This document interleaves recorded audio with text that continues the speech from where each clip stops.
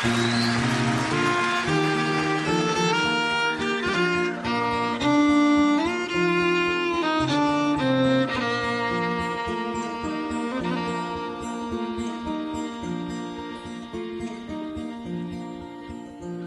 we gather in the chapel here in old Kilmainham jail, I think about these past few weeks.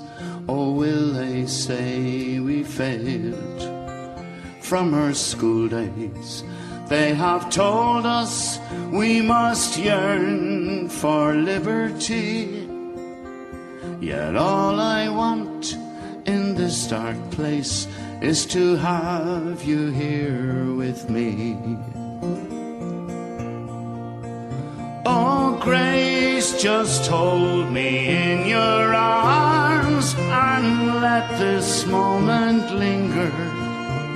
They'll take me out at dawn and I will die. With all my love I'll place this wedding ring upon your finger. There won't be time to share our love, for we must say goodbye. Now I know it's hard for you, my love, to ever understand the love I bear for these brave men, my love for this dear land.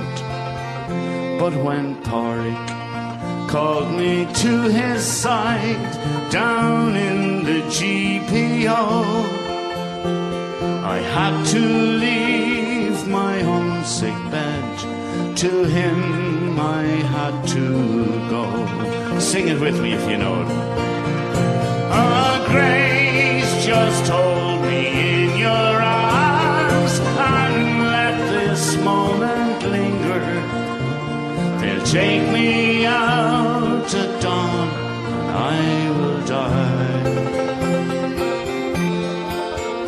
With all my love I'll place this wedding ring upon your finger. There won't be time to share our love, for we must say goodbye. Now as the dawn is breaking, my heart is breaking too. On this May morn as I walk out, my thoughts will be of you. And I'll write some words upon the wall so everyone will know I loved so much that I could see his blood upon the rose. Oh, Grace, just hold me in your arms and let this moment linger. Take me out at dawn, now I must die. With all my love I'll place this wedding ring upon your finger.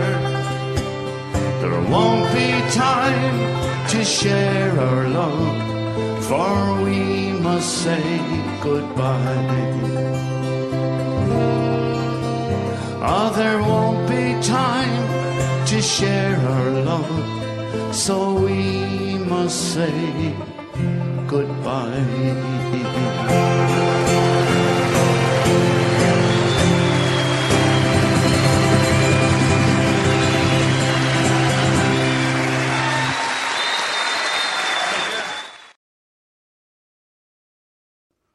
With the results of the printer's improvised efforts, James Connolly stood by Podrick H. Pearse outside the General Post Office in Sackville Street in Dublin, now called O'Connell Street.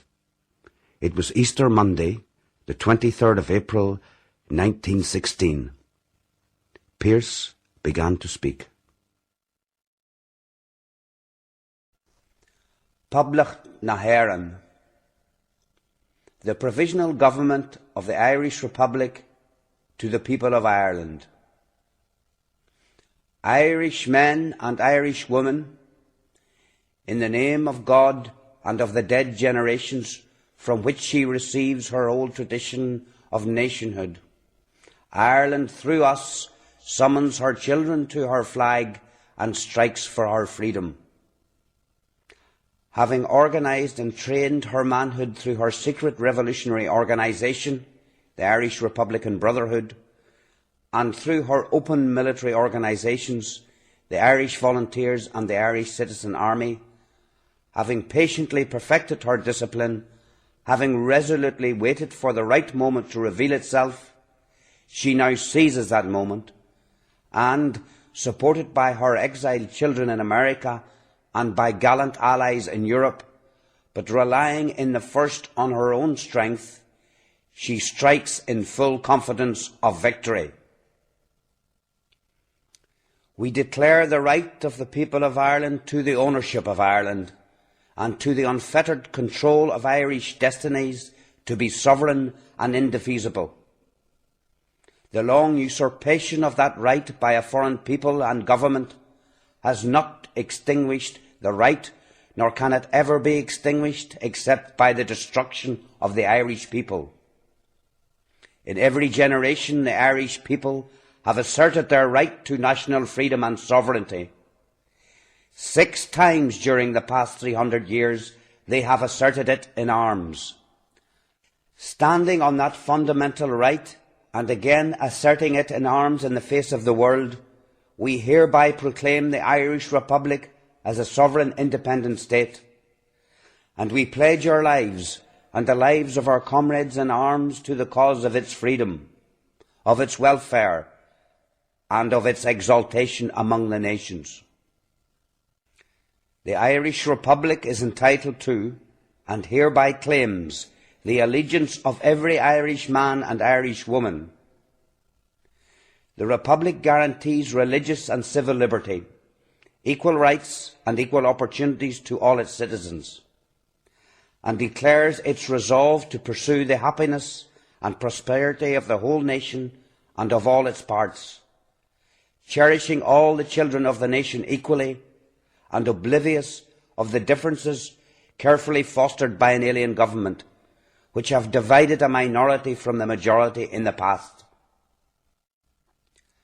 Until our arms have brought the opportune moment for the establishment of a permanent national government, representative of the whole people of Ireland and elected by the suffrages of all her men and women, the provisional government hereby constituted will administer the civil and military affairs of the Republic in trust for the people. We place the cause of the Irish Republic under the protection of the Most High God, whose blessing we invoke upon our arms, and we pray that no one who serves that cause will dishonour it by cowardice, inhumanity or rapine. In this supreme hour, the Irish nation must, by its valour and discipline, and by the readiness of its children to sacrifice themselves for the common good, prove itself worthy of the august destiny to which it is called. Signed on behalf of the Provisional Government, Thomas J. Clarke, Sean McGiramada, Thomas MacDonagh, P. H. Pearce, Eamon Cant, James Connolly, Joseph Plunkett. These signatories were all executed by the British forces.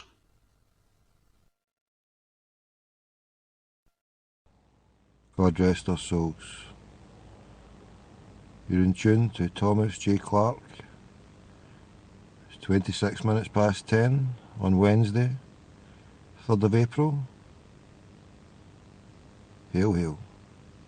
God bless our brothers from 97 years ago, and sisters.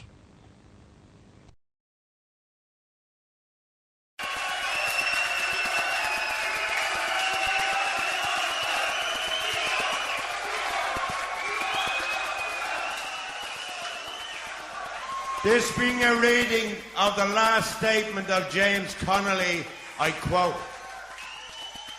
"To the Field General Court-Martial held at Dublin Castle, May 9, 1916, we went out to break the connection between this country and the British Empire and to establish an Irish Republic. We believe the call we then issued to the people of Ireland was a nobler call and a holier cause than any call issued to them during that World War or having any connection with the war. We succeeded in proving that Irish men are ready to die, endeavouring to win for Ireland those national rights which the British government has been asking them to die to win for Belgium. As long as that remains the case, the cause of Irish freedom is safe. Believing that the British government has no right in Ireland,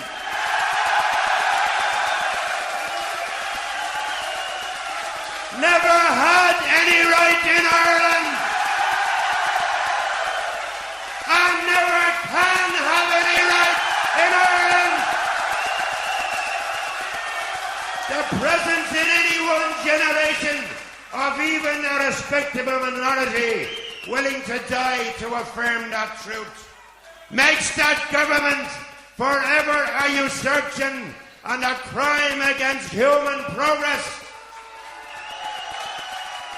I personally thank God that I have lived to see the day when thousands of Irish men and boys and hundreds of Irish women and girls were ready to affirm and to attest to that truth with their lives if need be. Signed this day, 9 May 1916, James Connolly, Commandant General, Dublin Division, Army of the Irish Republic, IRA. Marching down Sackville Street with starry ploughing high, here comes the citizen army with a fist raised to the sky. Leading them is a mighty man with a mad rage in his eye. My name is James Connolly, I didn't come here to die, but to fight for the rights of the working class, this small farmer too, to protect the proletariat from the bosses and the screws. So hold on to your rifles, boys, don't give up the dream. A republic for the working class, economic liberty. The chant goes up, all citizens, this system is a curse. An English boss is a bastard, an Irish one even worse. They'll never lock us out again, and here's the reason why. My name is James Connolly, I didn't come here to die, but to fight for the rights of the working class, this small farmer too, to protect the proletariat from the bosses and the screws. So hold on to your rifles, boys, don't give up the dream. A republic for the working class, economic liberty.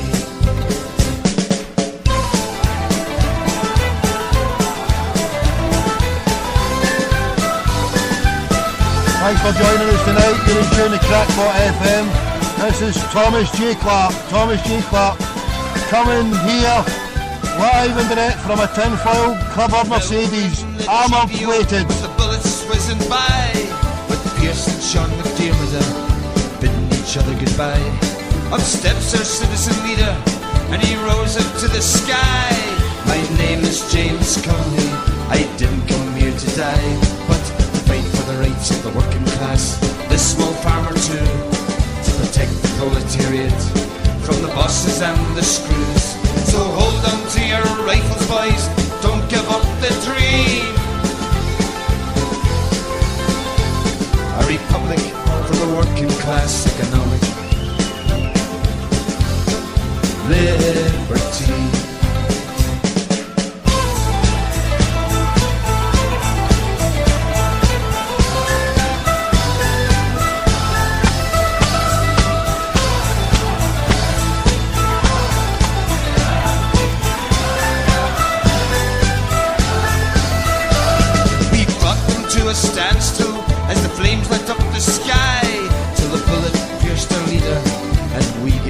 fight.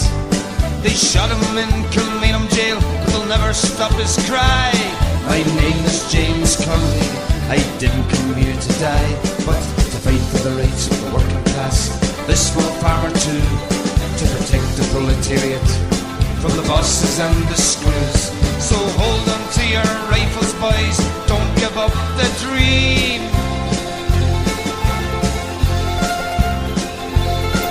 A republic for the working class, economic liberty.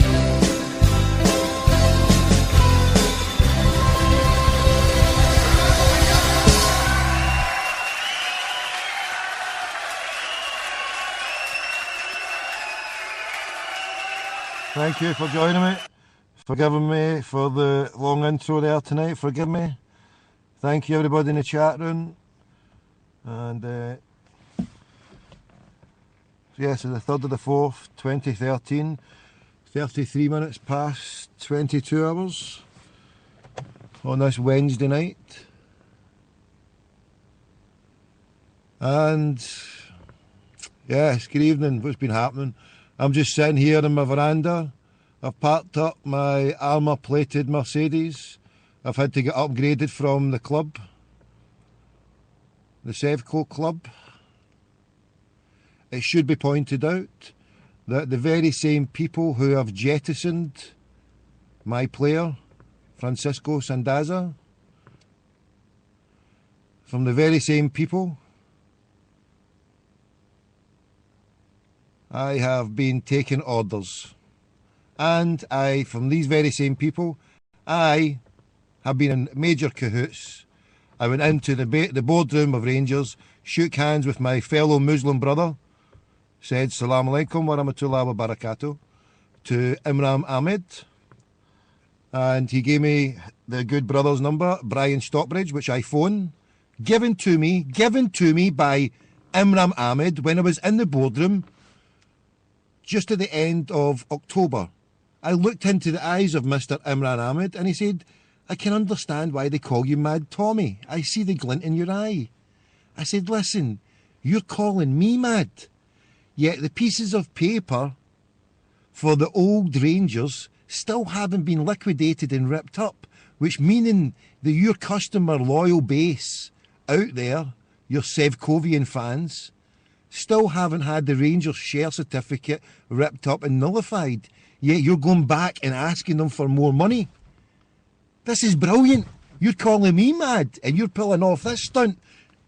And they did it. They pulled off 5 million for the Dafties.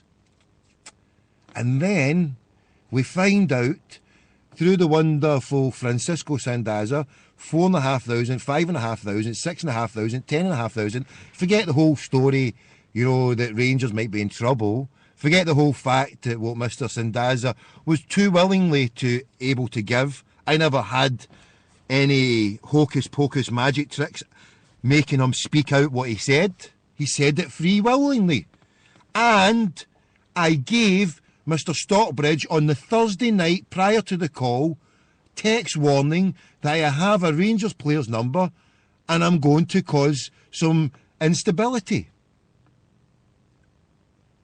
I've also got a text message from Brian after that call, which I won't reveal just now, but I've got a text message what he said after that had happened, and that is in my hands just now. But we won't divulge that. But I've been working for the Glasgow Sevco, yes. A 20 grand retainer. I turned up that day, still to be paid, but you know, I'm a non-profit, free speech, amateur satirist activist. Been phoning the radio stations with crack pottery, putting the fun into fundamentalism, hiding behind bushes, keeping my name hidden because people are just a bit horrible in these parts, you know. You heard yourself, death threats put out to my own self for what? Having a chat with a fellow human being, a fellow brother from Spain, my contacts in Mexico, my helping of the Robbie Keane transfer, the Abode Hotel, where I took a brother called Dan from Geordie Shore just the other night. Yes, I kid you not. Dan from Geordie Shore sat beside me. Why aye, man? Why aye?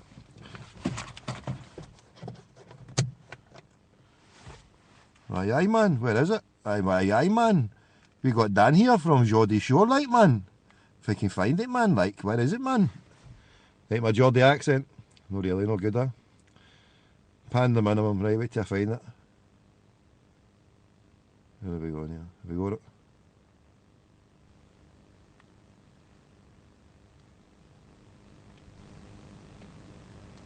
No, they're going to charge us 20 quid for a fucking taxi you take, son. There you go. Yeah, you're going to charge me 20 quid for a taxi, you tight cunt. That's Dan from Geordie Shore. Oh, aye, man. Right, so, what was I saying? Where was it before I was digressing with my brethren there? So, yes, Jack McGONIGLE agency needs your help, because if I'm getting character assassinated here, then we need to analyse the whole stinking ship of Sevco here as well. The fact that the people who have sacked Mr. Francisco Sandaza themselves were part of two, not one prank call, but two. Mr. Imran Ahmed, the 30th of July, it's on the page, Glasgow Radio Blogspot, it can be checked out. Imran Ahmed, look for his picture on that, and you see the call that I made to Imran Ahmed in the summer when I was posing to be an investor. And he, in a subsequent further call, the call that led me to walk into the Argyll Suite in Rangers, was a 2-hour call with him and Brian Stockbridge, where they were saying, we love your work, Tommy. You're brilliant, you're fun, you're a good guy. Come in and meet us. We want to put a face to you know, this wonderful guy. And that call is there too. I was forced, it was a private call which I had to edit with some highly personal stuff. I had nothing to hide, told them everything about me. They know the real me. They've seen me, I presented myself. So I think this is personally scandalous, and obviously a call that was put out as fun into fundamentalism has now backfired in a way, seemingly, but seemingly not, because the good people who are running Sevco are wanting this to happen. And I'm highlighting this now, maybe I shouldn't, but I'm now realising after maybe 2-3 years of all this, and seeing how really the dafties can be in the suicide, how they let their club be run to the wall by a charlatan and another charlatan, and hey presto, we've got another couple of charlatans. So they're fleecing them, they're doing their job, and hey, who am I? I mean, I'm coming out spouting this shit, I'm just a crackpot, don't believe me. But the plan is, the share tie-in is 6 months, 3 months, we saw the release there, so share price went down, 6 months and 12 months. Happily went along with the implementation of the not being able to buy players with the transfer embargo, meaning that they don't have to shell out any hard cash for any players until January next year for the next transfer window, when they can splash their cash. But the share issue that goes from 1 pence for those initial shareholdings, Blue Pitch Holdings, Margarita, Zeus Capital with Richard Hughes, Imran Ahmed, Brian Stockbridge, etc., etc. They get into the 1 pence level, they sell out to the zombies just prior to Christmas. Obviously Chuckles wanted it all done prior to Christmas. It works out perfectly for the 12 month share issue. The club can then be owned completely, because once those shares are divested, and in one of those calls made with the shareholders that I had a chat with, as I say, I released these calls because I only went in to meet Charles Green. I went in on the basis saying, hey, I know your ruse. I was even getting messages from these, you're a clever guy. The reason why I was turned down, I was told I was going to get an interview with Charles Green. I'd offered to gerrymander the whole interview to help do whatever, because I said, look, I know what you're playing at, you're out to shaft them, and anybody out to shaft these dafties, then put me right down, I'll buy some of that, get me right in there, deal me in, I'm Mr. Gold. We want the green, white and gold. I even made a bid for myself, yes indeed. I made a bid, I tied up with a good brother, an investment banker who had a €500 million bond from a bank in Barcelona. Yes, it's all there, bona fide. We attempted the gold elephants to buy the old Co-Rangers, and we found the whole sham and fraud that was Duff and Phelps, the whole carry on, spoke to all the main participants. I've been phoning.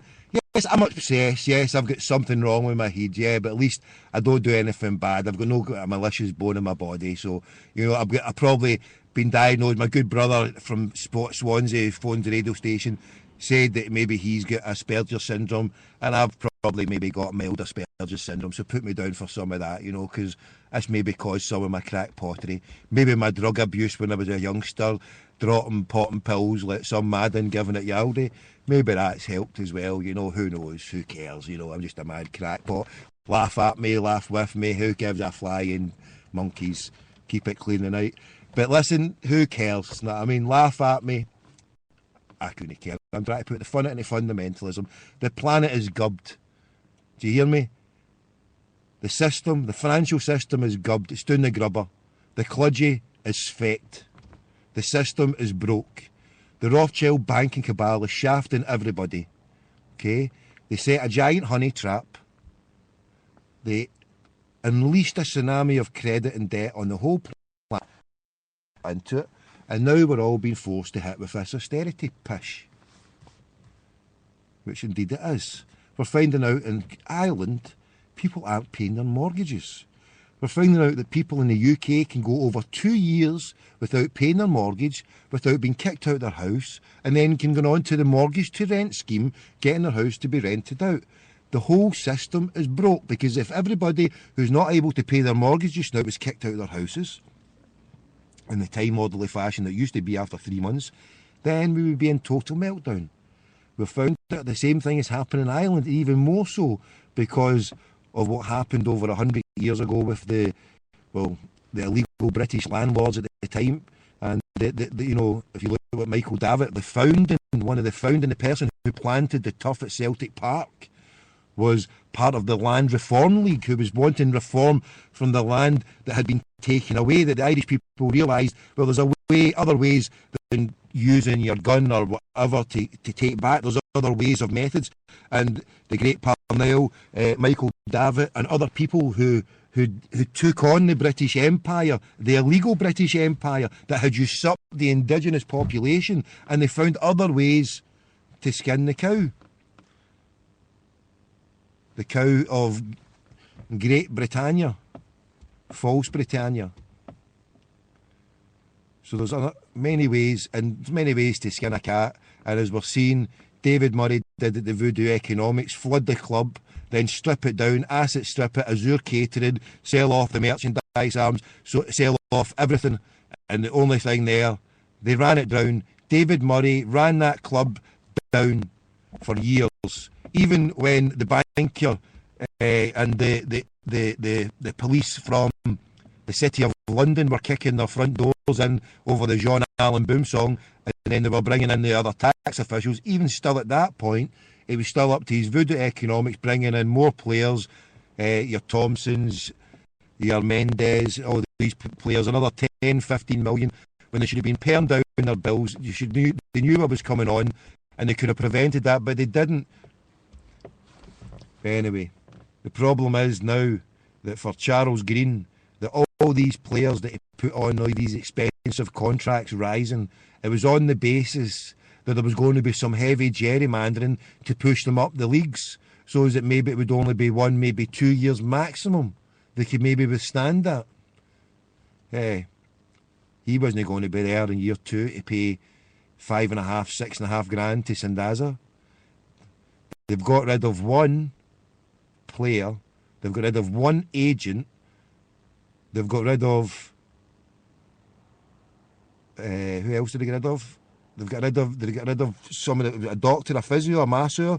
So they're in cutback mode, because after the next few games they ain't getting any money in for a good few months, and the contracts of the players still have to be paid. And I heard somewhere that they took £13 out of every Rangers season ticket supporter.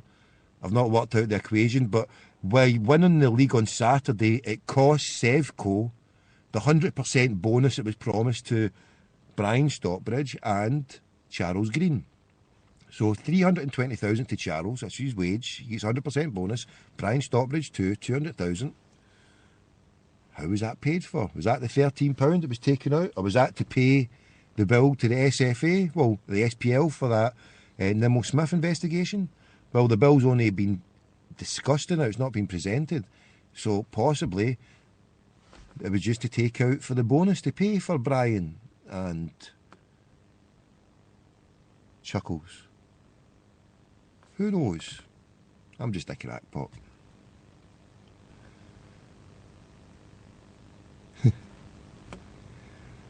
So the whole financial system is gubbed. If you look what's happening in Ireland just now, people are refusing to pay their mortgages. People are refusing to pay their mortgages. They're choosing, hey, come and kick us out of our house, but we're going to feed our family tonight. We're going to take our family to watch the GAA. We're going to go down to Croke Park. We're going to go down to the Boozer, and we're going to put a few tunes on, play the Rebs, and party. And tell those Nazi Freemasonic bankers in Brussels to shove it up their coolers. They ain't holding us over a barrel. And bring on your austerity. Why is it the poor people have to suffer the most in austerity? Why are the poor people, the little guy, being targeted the most? Rest assured, being an agent, a football agent, tomorrow, in fact, too late tonight, is it? We're too late tonight. No, we're not. We're only on 11 o'clock, so that's 4 o'clock. I need clubs in the East Coast teams in the US of A without the LA Galaxy. I've been trying them. I've left messages. So what we need is, we need some clubs. We've done it before, so we're not too late. We can get some numbers. If you can fire some numbers through, we did it before, we need some numbers. Another team in the LA, the teams as far east as you can, west as you can get. We want the West Coast, because Francisco, my brother, from another mother, if you can post it on to the Twitter, don't post it on to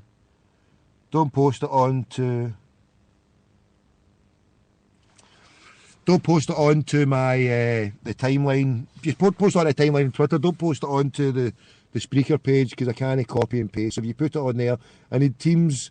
Colorado Rapids, I think I've done name before. Any team we're dealing, we need a 7-hour delay, because that takes us to what, just before 4 o'clock. So we need 6 hours as well. 6 hours we can get in there.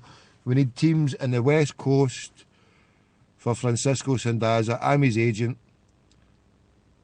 I won't walk away from my player. If needs be, as been suggested earlier on from the good brother, if needs be, I can get a 54-plate Skoda with a radio, and we can get him out there. If Ian Black, his teammate, or ex-teammate now, can do painting and decorating when he wasn't getting paid, then we'll sort this out. Francisco had a nice wee holiday in $4.5 grand. There's people on minimum wage.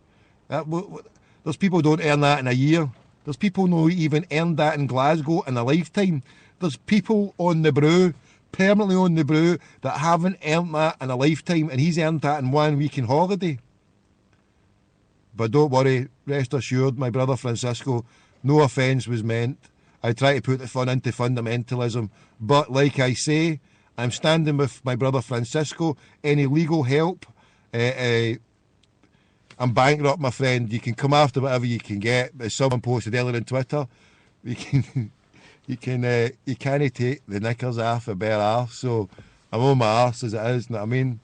The bankers are in full control. They've took care of me. The bankers have took care of all my assets. I'm asset stripped. I've been in cahoots with the Sevco leadership. I have spoken. I have done prank calls to the Sevco leadership. So for them to judge you on having a bit of a laugh with me is just beyond the pale. Absolutely beyond the pale. It's disgusting. And the fact that I've been offered to be put on the payroll, and the fact that I've deferred payment for a while, the fact that on my place there, I thought I was getting done in a scam. The reason why that I put on the website on the day, I put on 50,000 share issue for Glasgow Radio Online. I offered that to my good brother Imran, because they'd offered me 20 grand to go in, and I thought, well, if I go in demand and they're asking the 20 grand, if they record that, they can say, well, look at this crackpot, he's coming asking us for money. So I was double wide in case that was a plan. So I went there to Imran and said, look, I want an angel investor, I want 50 grand, you can come in, he said, well, what can you offer? I says, look, I can help spin you any type of shit for these zombies. If you want a backdoor strategy to get out, then just put me in a director's box and say, there's your Thomas J. Clark, he's now in control of the Cludgy, deal with him. And I'll just say, right, okay, this is what's happening, and we'll put a good few Fenians in control. That's it. We'll get this. It's changed days at the Cludgy. There's a Muslim brother there. I don't know if Brian Stockbridge is a Catholic, maybe even Jewish. I don't know if Charles Green might be Jewish or Buddhist, but it's changed days from the orange loyalist days of the boardroom of Rangers. It's completely changed. It's not even Rangers. They're dead. They're dead.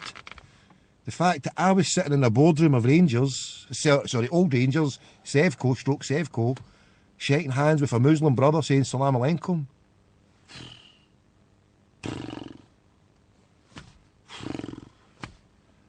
I was in a girl suite. What part don't you get? 200 yards. There was a Masonic temple in the front door of Edmondson Drive. I was even offered to walk down there. My Muslim brother offered to take me down there. What part of you not understanding? That ain't Rangers. This was living proof that I went in there. This is living proof that the Tribute Act is in fact Sevco. Because A, I wouldn't go into Rangers, and B, people who are running Rangers wouldn't invite me in. I was invited in the boardroom. I was there. I even purchased a little cap that says Gers on it. I had to purchase it to cover myself. So it was head down, cover yourself. I thought it was a trap. It was entrapment. My family were up in arms. Don't date crackpot. They said, don't date it. You're off your nut.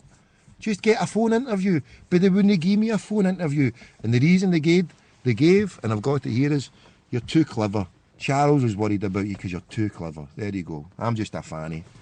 I'm just a fanjita, and he said I was too clever. Poor old Chuckles. Right, has anybody got any numbers for West Coast teams? We want a West Coast team. I need to go and search myself. Somebody send me the link for all the teams. Anybody, somebody. There was good brothers there helping me out the other day. What's happening? Where's the help? Is it on the... Let's see, is it on this one? Maybe it's on here. Right, let's go down. Send us some numbers we want. West Coast. Right. So I'll be searching for my brother Francisco for a new club. I'm going to take a break then. If nobody's coming up with the numbers, I'll have to go and hunt them down myself. We're running out of time here. Maybe even too late. Was it 7? No, we're still... So 7 hours ahead in the West Coast, so we're still up to 5 o'clock. We've still got a chance. Come on. Colorado, how far out west are they? Houston, are they 6 hours? Are they 5 hours? Get your fingers out. So yes, I think it's appalling that how Rangers could treat my fellow brother from another mother. No harm was meant. How they can treat this guy when they themselves, those who have done the firing, ye without sin cast the first stone. You who live in glass houses, yous who were duped, Mr. Imran Ahmed, you were duped by a crackpot like me. You even said that you nearly came close to losing your job because you swore on a call to me telling me to get to F. Yes, indeed. Surprisingly, after the second call was released, he took a back seat, never to be seen again. On the directorship anyway, he's still a major shareholder. Major purchaser of shares at 1 pence. Huge benefit and bonus to be taken. But hey, it's all fun at the in-house, isn't it? The lovely Sevcovians, they're progressing nicely. Stage 1 complete. Bring on stage 2. Wherever that may be. It's weird how people can say that the punishment, you know, how they've had a punishment, when we're still waiting for the proper punishment to begin. Just consequence of action that we've seen so far. Consequence of action.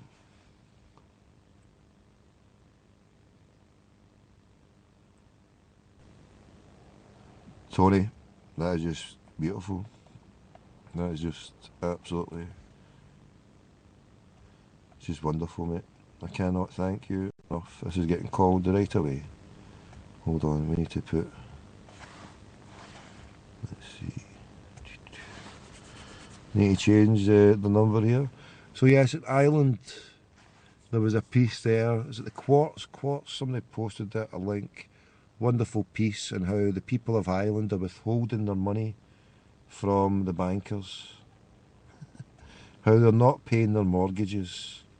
And how they can't be evicted. They brought in a new law in 2011. But what we're finding is that part of the measures and the bailout from the EU, the Nazi bankers over in Brussels or Berlin or wherever they are, dictating from on high. Oh no, hold on, I'll put this.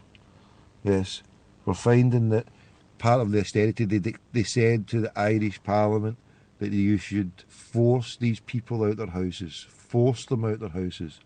So what we're going to find now is that the politicians who have failed the Irish people repeatedly over decades, generations, in fact, scratch that, since the Irish state was founded, where the politicians have failed, sold out for their 30 pieces of silver.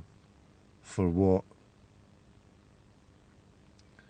James Connolly stated, unless, sorry for getting the quote not 100% correct, that unless it was for a socialist, free Irish state, then it was for nothing what they were fighting for. What was the point of being beholden to the same Kaiser, banker, Nazi? The Queen was from Germany, the Kaiser was from Germany. Nothing against the good German people, because they have suffered terribly, just like the good British people. Nothing against the good British people who have suffered terribly under the jackboot oppression of the British military junta, set up at the behest of the Rothschild banking cabal. So whether they're German, British, French, Dutch or Irish, be they Muslim, Jewish, Hindu, Buddhist, it matters not a feck. If they're taking their 30 shekels, if they're sorting themselves out, and they couldn't care less about the people, about their fellow brothers and sisters, then they've sold themselves to the devil. It's as plain and simple as that. Because the devil is controlling everything. The Freemasonic system, the system of the one eye. Someone who someone who I hold on dear to, stated that there would come a time when a system of control would be in control of the planet, and the system of control would be from the one-eyed system. And this was from someone who prophesied this over 1,000 years ago. The system of control would be from the one eye. And he also stated many other things, but I'm digressing. But the system of control that we sit on just now is in the Masonic one eye, the Masonic dollar bill, the Masonic lodges that are all over this country. The Masonic lodge that sits in Edmondson Drive has had a coup d'etat. There's a Muslim brother sitting there, maybe a Jewish brother, maybe a Hindu brother, maybe a Sikh, Buddhist, whoever kind of brother. It's a full-on revolution at the clergy. And I was brought in to help them clean house because they're suffering financially. And if they want to stagger through, at least to the new season, or at least, because for this scam to fully be completed, they have to, it's imperative that they struggle through till December. They have to get through to December. They have to make it to December. So that's why I was drafted in, and that's why the people at Rangers were more than happy that Mr. Francisco Sandaza scored an open goal with talking to a crackpot like me. I have proven track record of inducing people to say stuff that they shouldn't be saying.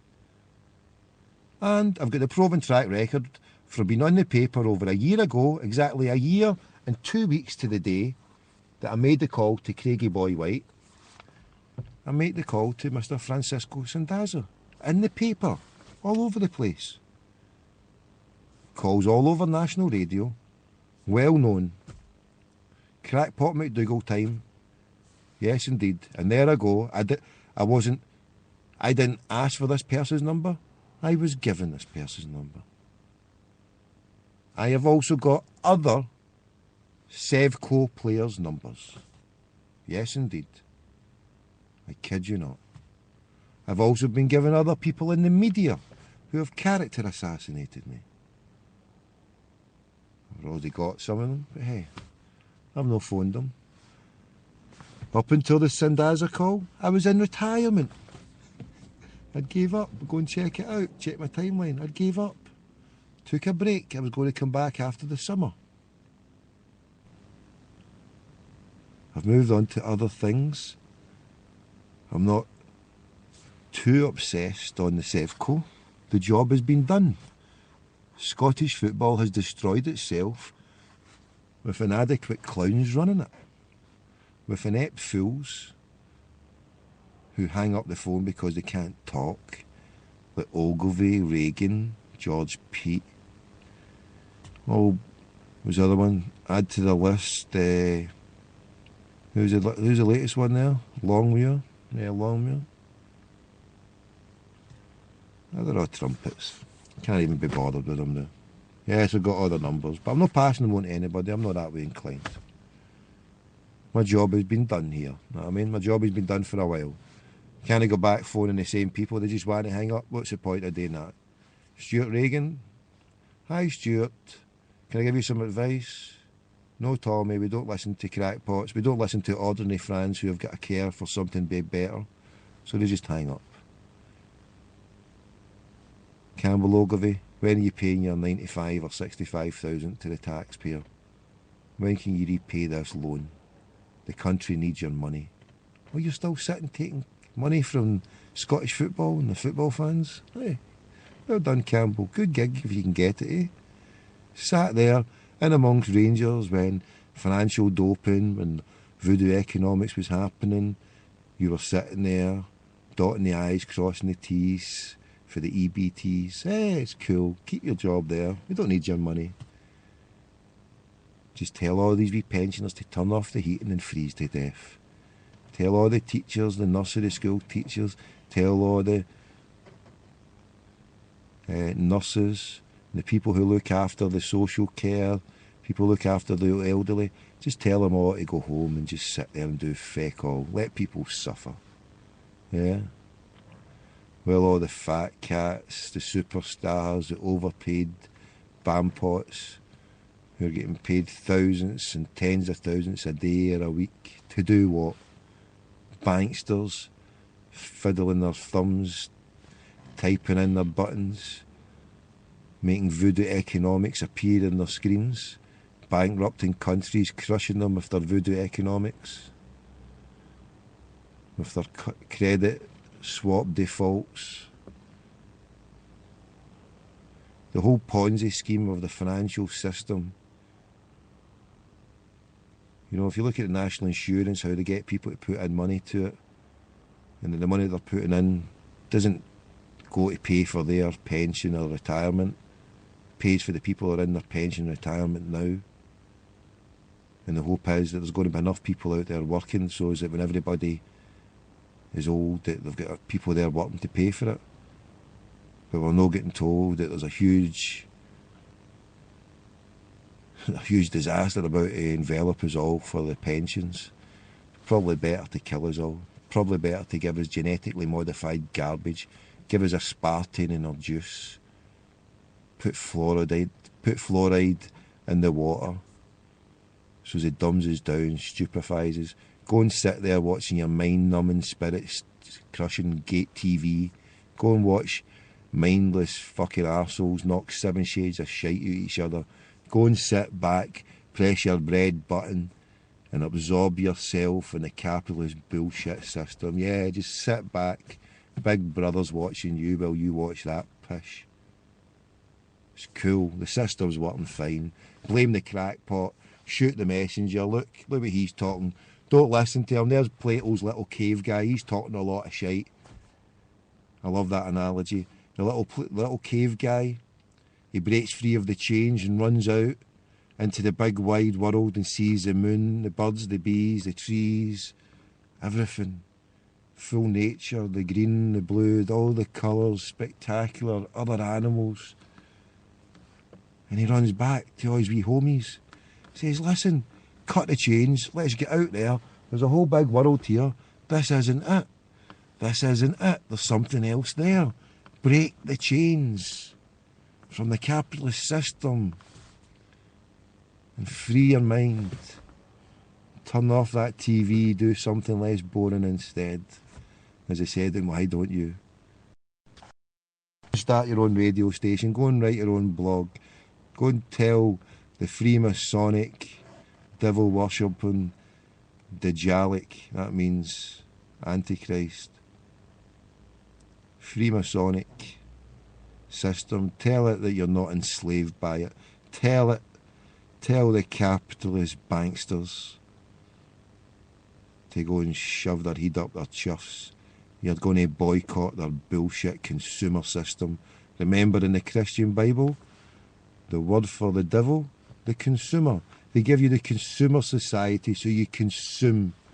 What are you consuming? You're consuming your own brothers and sisters from another part of the planet. Well, people earn less than $1 a day, not even enough to feed themselves or their family. You go and buy your Gucci, your Prada, your Tommy Hilfiger, your Adidas, your Nike or whatever.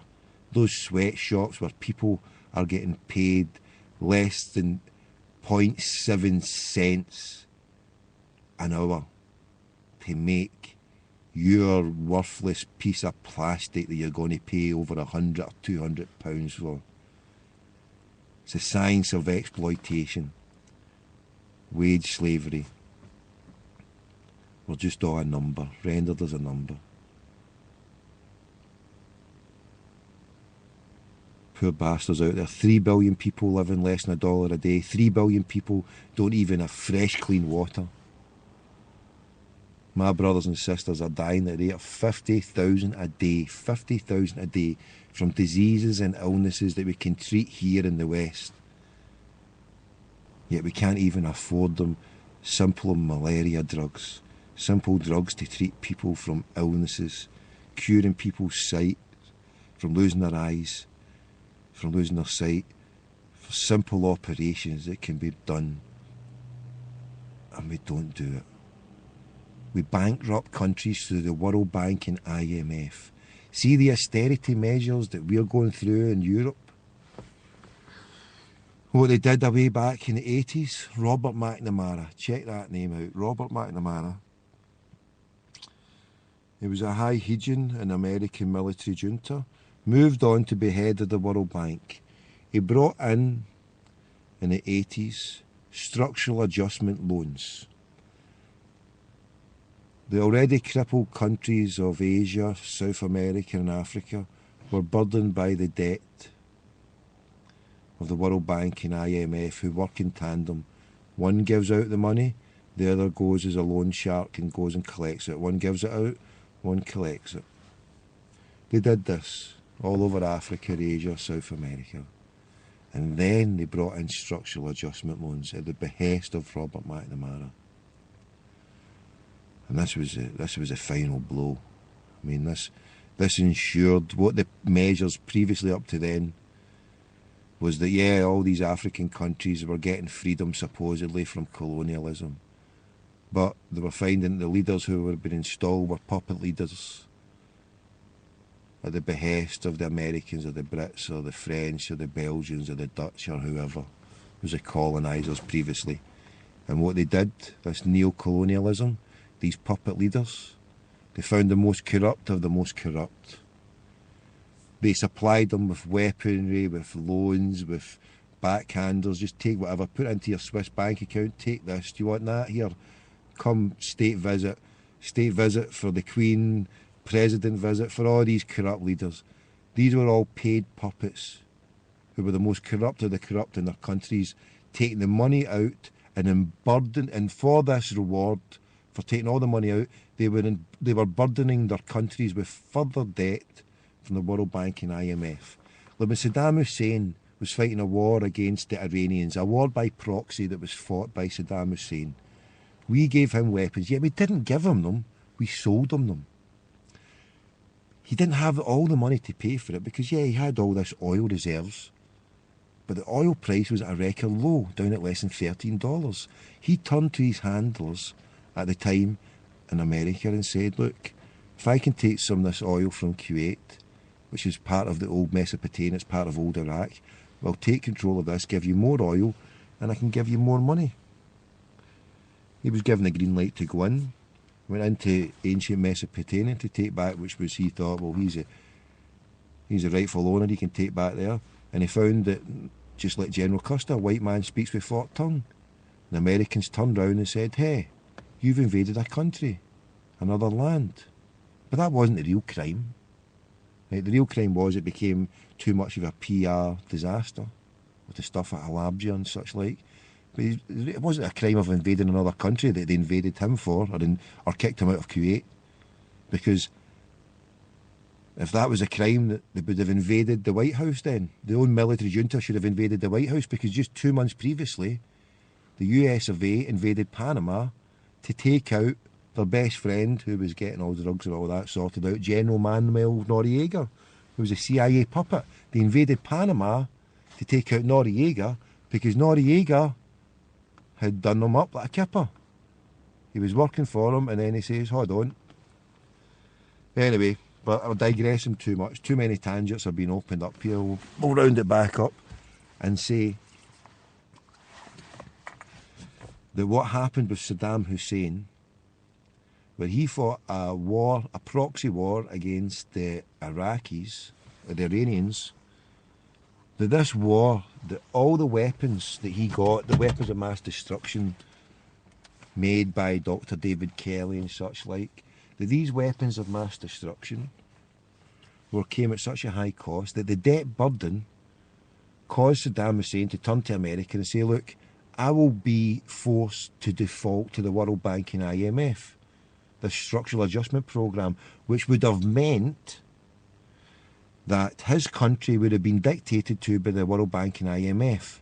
And such measures, like what we are told in Greece and Ireland, you know, the austerity packages and cut this and that and give us more of your taxes, and, you know, what happened in Africa and South America and Asia was that they bankrupt these countries so much, right?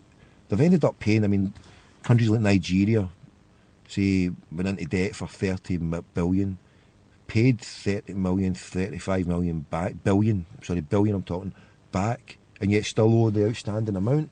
So they paid it, and even more so, they still owe it. But what happened with this structural adjustment, it meant that when the country defaulted, that the World Bank and IMF could then dictate to that country how much money it spends all on its infrastructure and how much polluting plants from the multinational corporations, you know, that to melt down the plastics to make your bags, your shoes and stuff like that. You know, it's terrible pollutants and it pollutes the rivers, but it's not happening, you know, all the smog and all the stuff that used to happen in these countries, they now put it out in Africa and Asia and South America, out of sight, out of mind. It's not in the West, but it's all in these countries doing damage. And we force them on these countries, we force them to take all the shite of the capitalist system to make all this sweatshops and stuff like that. We force them, you know, because countries who are being bankrupt by the World Bank and IMF, if we say we can give you 20,000 jobs at $1 a day, they'll say, yeah, build a factory, because our people ain't got nothing. Come in and build it, yes. And then what does the government do there? The corrupt government, well, they're already bankrupt in the first place, so they've already paid up members of the Freemasonic system, the leaders that is, who have already sold out their people. So then they turn around and say, yeah, come in, we'll build a factory for you. Give us our payment and our Swiss bank account. And by the time they go or retire or coup d'etat, by the time they sail off. You know, some of them get to sail off with the money, the puppets of the Americans and the Brits. Some of them get to sail off with the money. Others get decapitated or get broom shoved up their bahaki, like old Colonel Gaddafi, or beheaded or shot or killed like Saddam Hussein. The other ones get to sail off into the sunset with their loot. But never forget, white man always speaks with forked tongue, really. When you analyse, well, the British government, the American government, and the deals and the inducements they've made with many people, many governments. But Saddam Hussein was going to lose his country. He turned to the Americans and said, look, we want to take control of the Iraqi, the Kuwaiti oil, because the oil price was down about $13 a barrel. $13 a barrel. He wanted to take over another region of the oil, another part of the region where he stayed, take over that oil to help pay it, because he was going to lose control of his country. That's a megalomaniac going to lose control of his country, and he couldn't allow that to happen. The reason why America spoke with tongue, because they went in, put a cap on the oil with sanctions for over 12 years, a cap on the second biggest oil reserve in the planet. For 12 years, minimal amounts were taken out, but for 12 years they put a cap on it through sanctions. And then when the time was right, they went in and they invaded and took back into full control. So they reduced the price down with their voodoo economics to $12, $13 a barrel, which was up. It was used, it's always been low. The price of oil has always been kept artificially low by OPEC and the various bodies. But from $30, $40, it's always been accepted it was really low. That was a bit kind of the mean standard price. But when it was reduced to about 11, 12, 13, a lot of people were suffering, no more so than Saddam Hussein when it was down to that price. And because of the burden of the debt. And that's what happens. That's how the finance and the control of the system happens. Voodoo economics. That's what happened to Saddam Hussein. He lost control of his country. And that was replicated previous to Saddam Hussein all over Africa, all over South Asia, South America. All the countries burdened by the World Bank and IMF.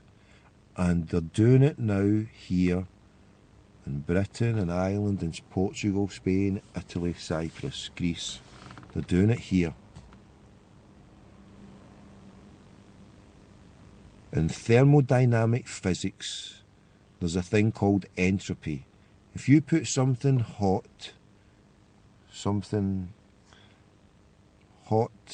into a cold liquid, into a cold container, at some point the hot and the cold will merge and the temperatures will be the same. So one at 100 degrees, one at 0. If you place 100 degrees into the liquid of 0, there will become a point where it merges, and you know that's the laws of thermodynamics physics explained by a total crackpot layman in the worst possible way possibly. But the point I'm trying to make is what they're doing with us here. They're not raising the standards too much for South America or Africa or Asia. They've been rendered bankrupt for many years, but what they're now doing is they're doing the exact same to us. But they won't just plunge us all into the dark ages just like that, although they could do, and they've got the power. Better to do it like the old frog in the water, just nice and slowly, just turning up the heat gradually, dumbifying, stupefying us, putting aspartame in our juice, dumbing us down with stupid TV, dumbing us down with brain dead news that doesn't even cover it, that comes with a biased agenda, dumbing us down, fluoride, genetically modified garbage food, shite TV, boring brain dead TV. They want us all stupefied, dumbified, so we can't effect change for ourselves, our communities, our families. And this is what we must do. If as a human being species we're going to survive into something better, we have to do it by breaking the chain of hatred and animosity from the Rothschild banking cabal. We've got to fight to take back in a peaceful way, not fight in an aggressive, violent way, because in the minute you take the aggressive, violent stance and attitude, you've lost, because that's what they want you to be. They want you to be violent, you want to be aggressive, they want you to be a psychopath. You can be a radical pacifist and say, yes, under the Geneva Convention we have a right of self-defence, and that can be invoked at any time. If you come as a crazy bastard out with intent to harm someone who's sitting there peacefully with their family, then yeah, as a peaceful person, just under the law that was up, that farmer was at Martin, he was able to be admonished for shooting someone who came to rob him, and that's it. Was the old adage, the Englishman's castle is his home, home's his castle, whatever. So yes, people have got the right of self-defence enshrined under the Geneva Convention, but that's what it should only be. It's only if someone is coming to attack. Okay? If you sit there as a radical pacifist, then you sit there peacefully, try to encourage people to do something different. Because this financial system has got us all screwed over a barrel. Best way to do it is not believe in it. The best way to do is to bump your mortgage. The best way to do it is to say, everybody out there now, right, mortgage, you're getting boycotted. Everybody withhold your mortgage. I could say everybody go to the banks and go and take out all your money. Well, if anybody's out there listening to it, there's only a few hundred or maybe a few thousand. I don't know how many's ever going to listen to this crackpot here broadcast, but go take every single last penny out of your bank now. If you get any brain cell. If you get loads of brain cells, you'll not have much money, because who needs much money? Better to have little. As little as possible. That way you can't do yourself damage or your family damage, and that way that when the bankers come a-calling, when the chips are down, if you ain't used to having a lot, when they turn off the banking system and say we're taking 60%, if they turn around and say we're closing the banks down, because the word bank holiday came when the old bankers of old, the goldsmiths, who used the word bank, came from the word banco, with the bench we used to cut the gold. They used to have runs on banks where they used to compete against each other. They've had a cartel, they've had it all sewn up for a wee while now, but now they're at each other's throat, supposedly anyway, these banking cartels. Supposedly anyway. But my honest opinion, just bump every banker out there. Bump the whole financial system. Withhold your mortgages. Boycott the consumer system. Don't go out there buying. Bring it to its knees in the easiest and best way. Lose faith in the system, and don't give them your hard-earned shekels. Stop buying iPods, iPads, bullshit technology. Withhold it all. Surely to goodness now you must have everything in stock. Surely to goodness you're all stocked up with Xboxes, PlayStations, iPods.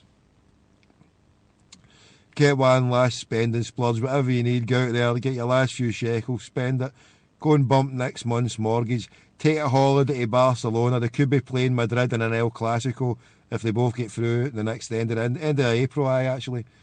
Get yourself down to London, get yourself over to New York, Las Vegas, the conventions in June. Why pay your mortgage in April and May? Trust me, you've got over 2.5 years before they come a-calling to kick you out. And even then, God willing, if I'm still kicking about, I'll be offering free, unsolicited crackpot McDougall financial advice. And bump the banking cabal, bump the bankers. This is the fundamentalist free advice that I'm giving you tonight. Bump the bankers. Bump the bankers. They're bumping you. If you're not bumping the bankers, they're bumping you. The Rothschild banking cabal has to be stopped, and that is the bottom line.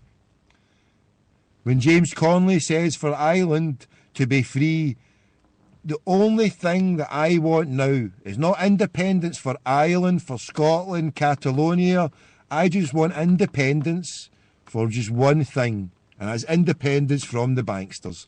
Independence from the Rothschild banking Freemasonic cabal. That's the only thing, and you know what? I've got it. I've achieved it. Because A, I don't believe in it, and B, I don't let it infest my mind. I block it out. The moonbeams are away and protected by my tinfoil covered Mercedes, armour plated.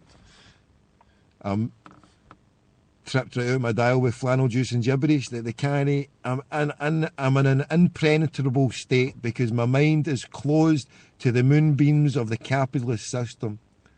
I now have only one aim and goal, and that is to help set up a state of crackpot McDougall internet bampots where we're free from the interest-based usury system. We should set up a system of financial freedom where we're no longer beholden to the interest-based system. It's as simple and easy as that. The baker, the butcher, the candlestick maker, the taxi driver, and we can all combine. We can all do things for our community. We can all localise our currency. There is nothing to stop us, and they're even doing it in places in the UK as we speak. We have to educate ourselves first of all of how it's done, and we have to spread the word, and we can institute it in our communities. Where if you want to break away from the sterling, from the dollar, from the euro, you can do it in your village, in your town, in your city. The smaller the place, the easier it is to be done. So if you're in a wee village or a wee town, start it there. If you want to get a few hundred people, start it there. A few thousand people, it can be done. Bigger cities are going to be harder, but you've got to spread the message, and examples have to be set. Yes, examples may be cruelly and mercilessly crushed by the imperial banksters, but you've still got to try and challenge them. And how do you challenge them? You say, look, shove your corrupt system up your bakey. We're now going to infect a new system out with your interest system. How do you do that? And everyone who gets paid in sterling, say you've got 1,000 people, these 1,000 people take £100 of their hard-earned sterling and they invest it in the crackpot shekel. £1 sterling, €1, $1 for one crackpot shekel, right? Whatever it's got to be. With that crackpot shekel, you can go into your wee taxi driver who accepts it and give him 5 crackpot shekels and he'll take you to wherever. You can go and buy it from the wee butcher, 10 crackpot shekels, a bit of lamb, pure, bona fide, nae mutton, nae pork, nae shecht, just lamb, £10, crackpot shekel. Now, what happens when you're spending in the community with all your crackpot shekels, right? You've got 1,000 people putting their £100 sterling or euro or dollar into a whole pot. 1,000 times 100, you work it out, is that 100,000, yeah? You get your 100,000, this is every month, that becomes 100,000 sterling.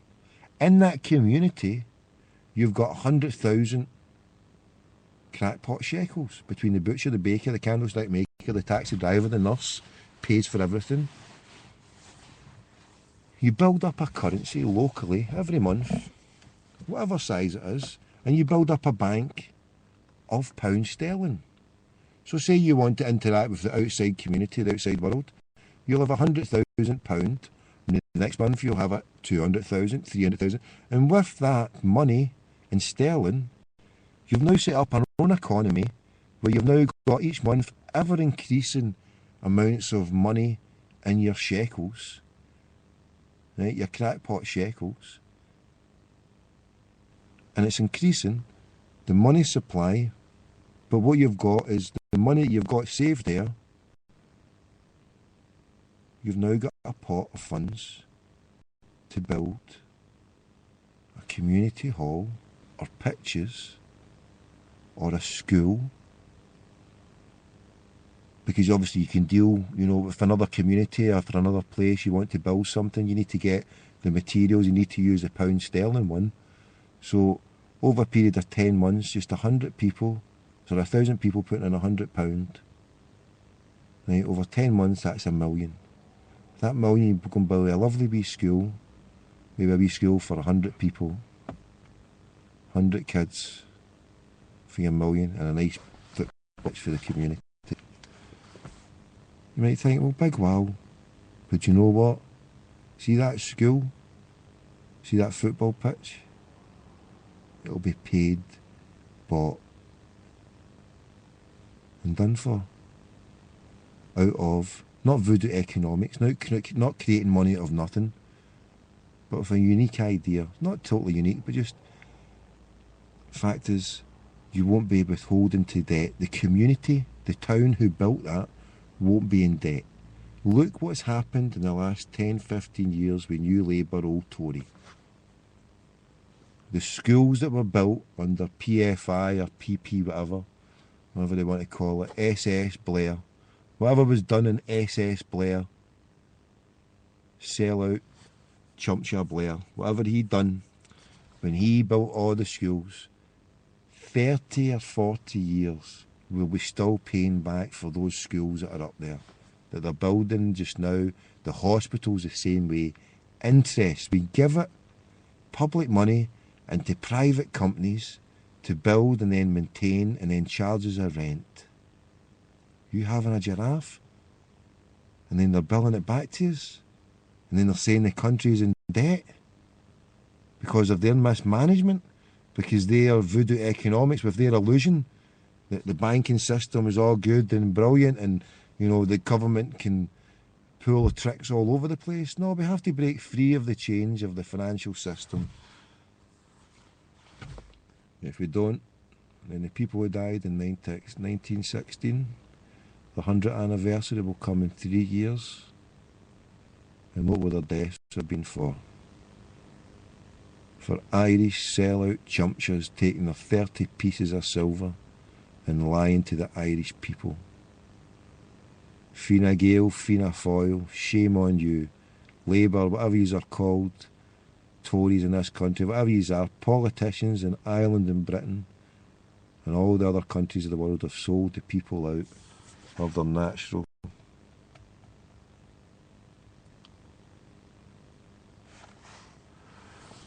natural resources, of their natural, of everything. They've sold us out. The politicians have sold us out all over the place, not just in Ireland, not in Britain, but everywhere. They're only puppets on a string for their banking cabal at the top. That's the bottom line. Going to take a break now. And hail, hail. Sorry for going on a major rant. Increase the peace, fight the power, don't believe the hype.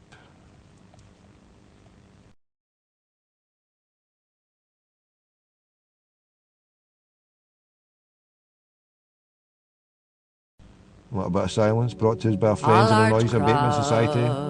Had gathered Enjoy. outside of Kilmainham,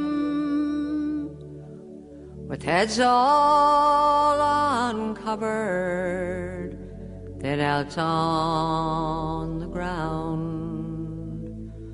Far behind that grim prison lay a brave Irish soldier, his life for his country about to lay down. He went to his death like a true son of Ireland. The firing party he bravely did face. Then the order rang out, present arms and fire. James Connolly fell into a ready-made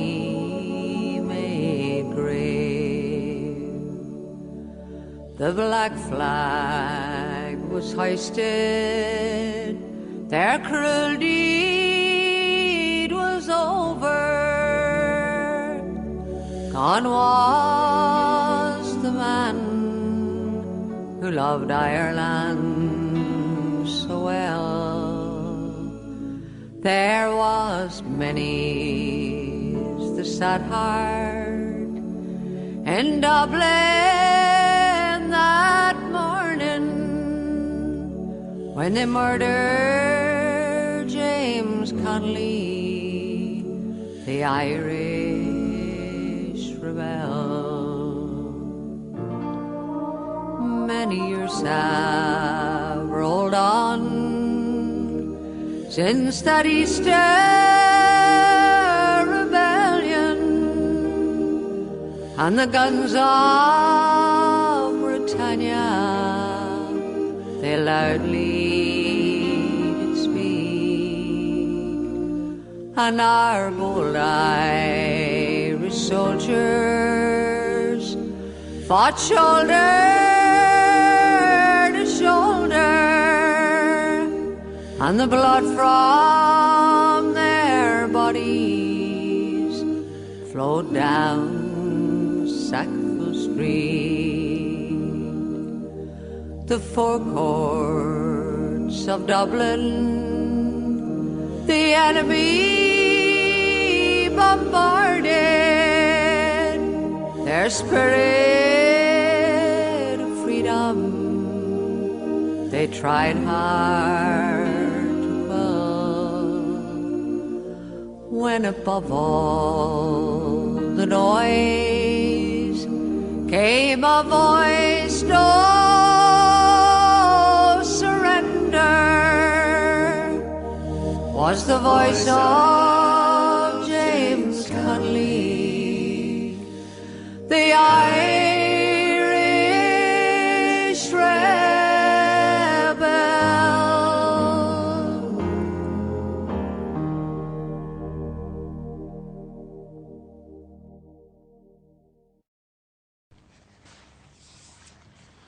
James Connolly, shot in his chair in Kilmainham Jail on the 12th of May 1916. And I'm closing the show down now, troops. Thank you for joining me tonight. Sorry for bringing the show to an abrupt end, but I have to get out here. I've been tipped off. My coordinates have been locked on and we have to bail out. We're bailing out here quicker than Gareth Bale with a rocket up his bakey. Yes, we are flying out here. We're cutting about like a fly mowing grass. Yes, we're bolting. We're doing a B1. We've been compromised. The tin-foiled armour-plated Mercedes has been compromised. Yes, my son has contacted me. He's on Call of Duty detail. He's sitting there with one of these drone helicopters overhead and he says, enemy in sight, Dad, enemy in sight. Close down and bolt. Close down and bolt. Yeah, so we're on the run here. We're on the run. We're hiding under a bush. We're hiding under a bush. We've been hunted. We've been hunted. So tonight, people, spare a thought for a crackpot. Spare a thought for a crackpot. We've been asked to be outed. Shocker, innit? Yes, shocker, innit? How dare they? And you know what? Not one flying feck will be given. Come ahead. Come ahead. I've done nothing wrong. Absolutely nothing. Francisco, you said what you said. You're a big grown man. And I am an agent. I'm an agent of disrepute. And I will find my player a club. Anyone out there? I'm phoning across. Spain. I'm going on to Spain tomorrow. We're working 24 hours round the clock to find my man a job. Failing that, we're getting him a radio. And we'll get him for working for one of the companies at Ibrox. Shockeroony, Brian Stockbridge, I'm having a word. You're bang right out of order. Bang out of order, Brian. Bang out of order, Chuckles Green. I'm on the payroll, and you didn't take my thoughts into consideration here. This was only meant to be for fun. You didn't say it was going to end like this. This is shocking. I've been treated appallingly. I'm a whistleblower. I have to turn whistleblower status. Crackpot McDougall whistleblower here. I've been looking for a whistleblower for many a day myself. Never known that I, in fact, would be a whistleblower. So I'm blowing the whistle on this show. I'm blowing the whistle on the Sevcovians. The Sevcovians are bust. They're shouldering through. They're going to get a phone-a-thon going on. They've took £13 out of every zombie's bank account. They need more. They're going to phone-a-thon. They're doing a zombie-a-thon. They're doing... Chuckles is going out. He's getting the cloth cap. The Yorkshire cloth cap. He's getting on his Shetland pony. Old Chuckles is riding up, saddle up his pony just now. He's going to get his cloth hat. He's got his simmet on there. He's rolled his sleeves up. He's down with the Bears. What's he going to do this year for the season tickets? Roll up his sleeve and go out with tea and crumpets? Tea and crumpets with Chuckles down at Sevco. Roll up, line up, come on. Get your 260 shekels out for Rangers next season. Division 2, Stage 2. Roll up, zombies, roll up, give them your money, come on. Chuckles needs your money. He's running into the sunset soon enough. And he's commissioned me with more calls, so more calls coming tomorrow. God willing. Maybe he's no, maybe he's aye. No, but I said earlier on, I've not got any numbers. I said I had 2 Sevcovian numbers. I was just winding you up. I have not got, and I have not been passed. I can categorically say I have not been passed Dean Shields or Ian Black's number. No, I have not. And if I have, now that I've been shat upon by the Ibrox hierarchy, now that I've been shat upon from high, yes. Shocking. I've been shat upon. They have shat upon me. I'm a Sevcovian in disguise. The Rangers Tribute Act has shafted upon little old crackpot me. Terrible, right? We're getting compromised, we're getting out of here. Hail, hail, increase the peace, fight the power. Don't believe the hype. Seek the truth, reject falsehood, for falsehood is always vanishing. I'll be doing more live shows tomorrow. Yes, God willing, more live shows tomorrow. We're bailing out in 1888. 125 years unbroken. Hail, hail, increase the peace, fight the power. Stand to attention now. Soldier song.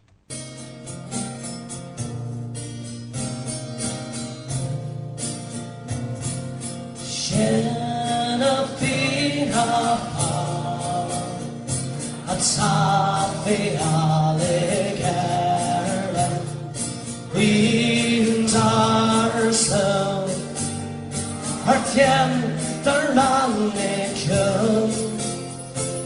Papers face hair Chantir a shinshir pasta The odd bar Pantera not the town And us in Sabarnohel They come their hell And was no sell They gone their stray They love of Nabile